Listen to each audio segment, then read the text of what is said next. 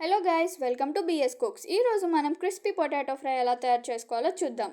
ముందుగా అయితే ఇలా పొటాటోని కట్ చేసి పెట్టుకుందాం. ఇప్పుడు ఒక స్టవ్ మీద సన్నగా తరిగిన ఉల్లిపాయలతో పాటు కొంచెం కరివేపాకు ఆకులు, 2 వెల్లుల్లిపాయలని వేసి బాగా వేగిద్దాం.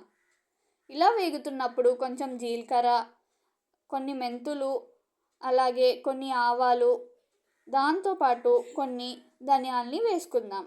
ఇలా బాగా వేగాక అందులో ముందుగానే కట్ చేసి పెట్టుకున్న ఈ పొటాటోస్ని వేసుకుందాం.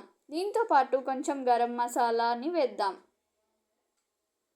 ఇలా గరం మసాలా వేసుకున్నాక అందులో కొంచెం ధనియాల పొడిని కూడా యాడ్ చేసుకుందాం. ఇలా ధనియాల పొడి యాడ్ చేసుకున్నాక కొంచెం ఎండుమిరపకాయల పొడి, అలాగే కొంచెం పసుపుని కూడా వేద్దాం. లో ఫ్లేమ్లో పెట్టి అందులో కొంచెం ఉప్పుని వేద్దాం. మీకు నచ్చితే కల్లుప్పుని కూడా వాడుకోవచ్చు. ఇలా వేసాక మెల్లిగా లో ఫ్లేమ్లోనే ఈ పొటాటోస్ని బాగా కలుపుదాం. హై ఫ్లేమ్లో పెడితే ఇవి మాడిపోతాయి. సో అలా కలుపుతూ ఉండాలి లో ఫ్లేమ్లో పెట్టి.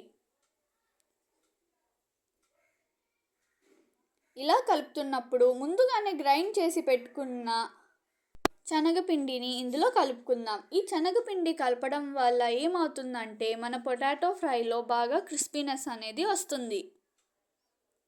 ఇలా కలుపుతూ మెల్లగా వాటిని బాగా ఉడికాయా లేదో చూద్దాం. ఇలా బాగా ఫ్రై అయిపోయాక ఒక ఎండుమిరపకాయని తీసుకొని పైన కట్ చేసి అందులో ఉన్న చిన్న చిన్న గింజల్ని దీంట్లో వేద్దాం. దీనివల్ల బాగా స్పైసీనెస్ అనేది వస్తుంది. ఇప్పుడు వేడి వేడి క్రిస్పీ పొటాటో ఫ్రై రెడీ అయిపోయింది గైస్. మీకు నచ్చితే మీరు కూడా ట్రై చేయండి. Thank you. Do like, share and subscribe BS cooks.